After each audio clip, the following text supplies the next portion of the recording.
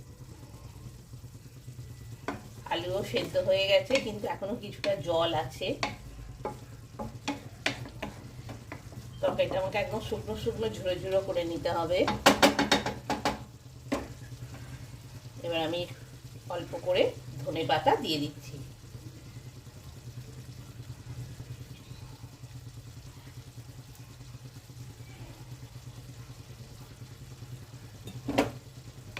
দিয়ে আমি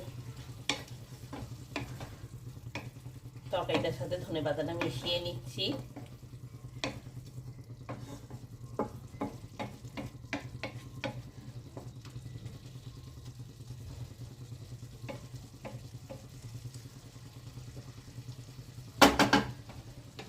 কড়াইয়ে ঢাকনা দিয়ে দিচ্ছি।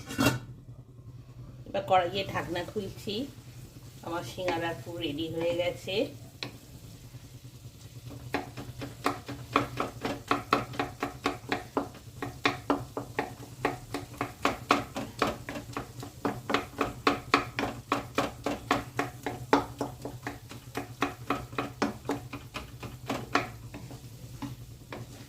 আমার সিঙ্গারার পুরো রেডি। এবার আমি ওভেন অফ করে দিলাম। এবার ময়দাটা লেচি কেটে নেব। ভালোভাবে মেখে রাখা ছিল, আরও একটু ভালোভাবে মেখে নিচ্ছি। নিয়ে এবার লেচি কেটে নিচ্ছি।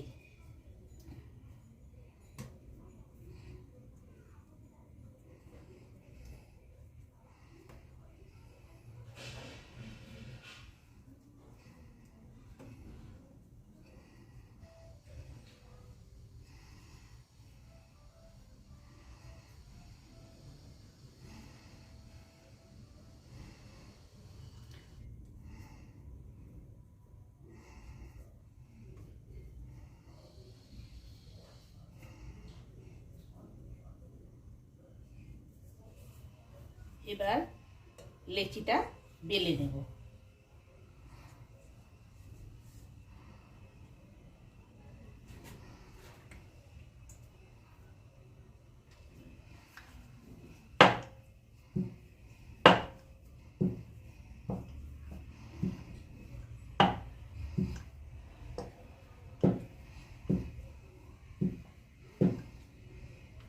লেচিটা একটু লম্বা টাইপের বেলে নিতে হবে। এবার মাঝখান থেকে ছুরি দিয়ে কেটে নিচ্ছি। নিয়ে এবার হাতে করে তুলে নিচ্ছি।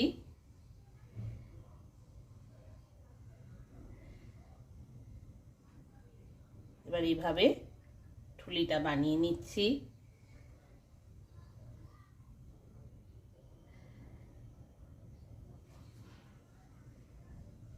ঠুলিটার ভেতরে পুর দিয়ে দিলাম।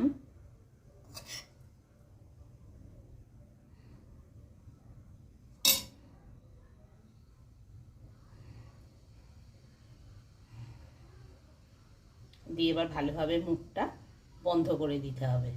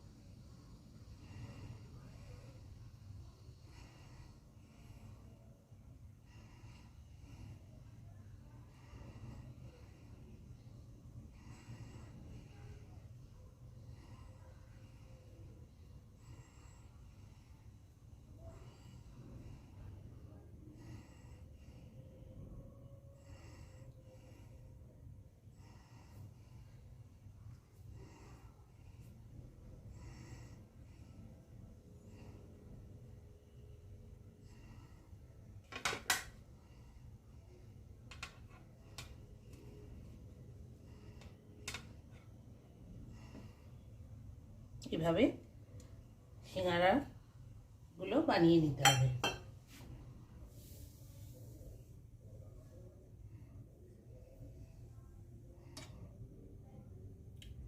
একটা লেচিকে দুটো ভাগে ভাগ করে নিয়েছি, এইভাবে ঘুরিয়ে নিচ্ছি হাত দিয়ে।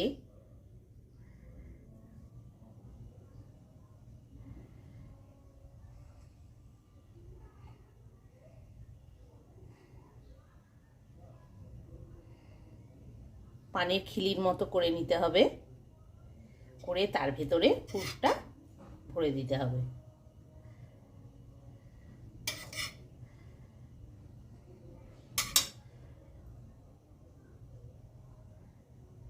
ভালোভাবে ভরে দিচ্ছি। চারপাশটা একটু জল লাগিয়ে দিচ্ছি যাতে ময়দাটা ভালোভাবে এঁটে যায়।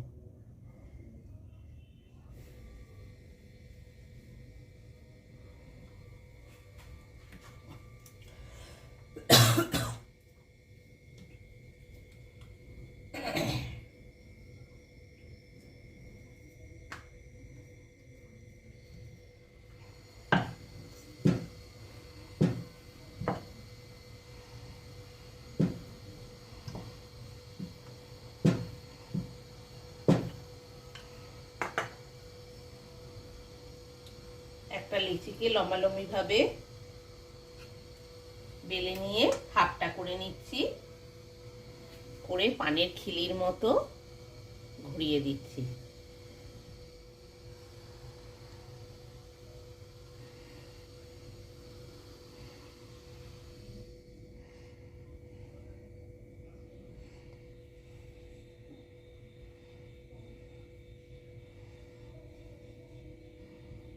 দিয়ে এর ভিতরে পুরটা ভরে দিতে হবে।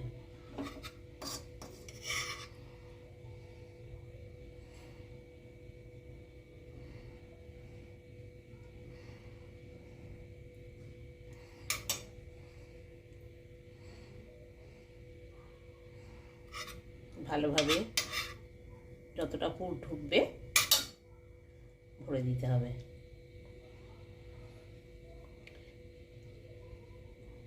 পুরটা দিয়ে দেওয়ার পর ময়দা চারপাশটা একটু জল দিয়ে দিচ্ছি যাতে ভালোভাবে এঁটে যায়।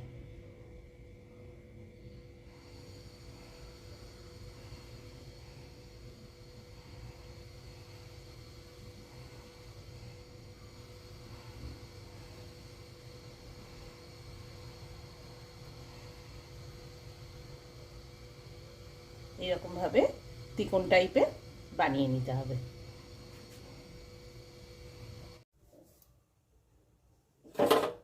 ওভেন অন করে দিলাম, কড়াই বসিয়ে দিলাম। এবার কড়াইতে একটু বেশি করেই তেল দিয়ে দিচ্ছি।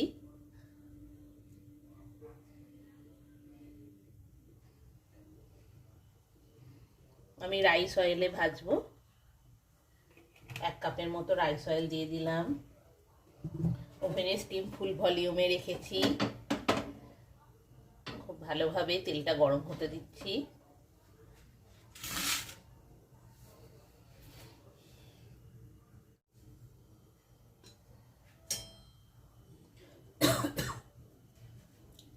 তেল ভালোভাবে গরম হয়ে গেছে। এবার পুর ভরা সিঙ্গারাগুলো ভাজার জন্য দিয়ে দিচ্ছি।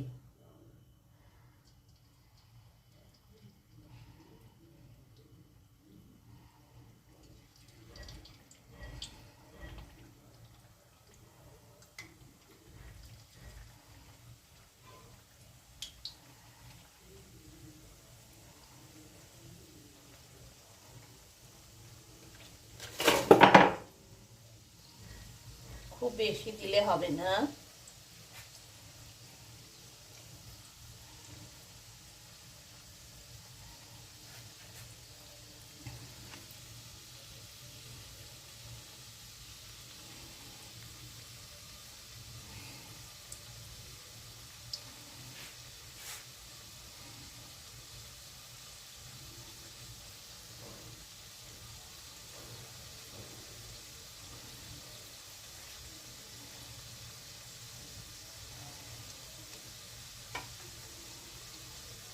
ওভেনে ফুল ভলিউমে আছে।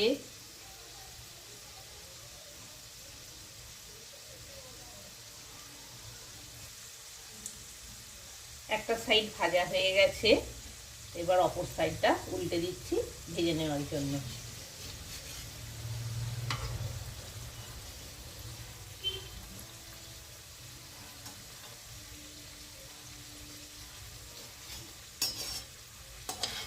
ওভেনের স্টিমটা এবার একদম লো ফ্লেমে করে দিলাম। তেলটা ভালো গরম হয়ে গেছে, এবার হাই ফ্লেম থেকে একদম লো ফ্লেমে করে দিয়েছি।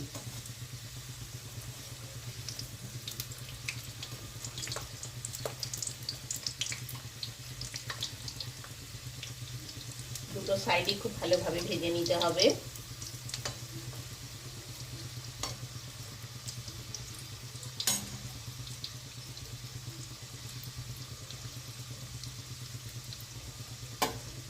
সন্ধেবেলা চা ও কফির সাথে এই শীতের দিনে গরম সিঙ্গারা থাকলে আর কিছুই লাগবে না।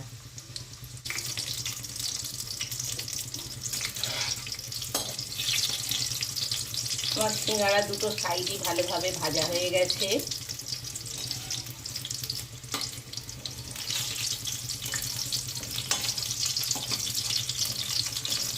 দুটো সাইডই ভালোভাবে ভাজা হয়ে গেছে, এবার আমি তুলে নিচ্ছি।